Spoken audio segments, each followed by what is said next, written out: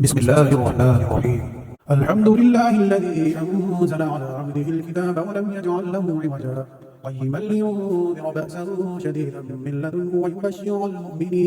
ويبشر المؤمنين الذين يعملون الصالحات أن لهم أجرا حسنا ماكثين فيه أبدا وينذر الذين قالوا اتخذ الله ولدا ما لهم به من علم ولا لآبائهم كبرت كلمة تخرج من أفواههم إن يقولون إلا كذبا فلعلك باخع نفسك على آثارهم إن لم يؤمنوا بهذا الحديث أسفا إنا جعلنا ما على الأرض زينة لها لنبلوهم أيهم أحسن عملا وإنا لجاعلون ما عليها صعيدا جرزا أم حسبت أن أصحاب الكهف والرقيم كانوا من آياتنا عجبا إذ أوى الفتية إلى الكهف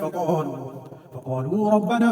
آتنا من لدنك رحمة وهيئ لنا من أمرنا رشدا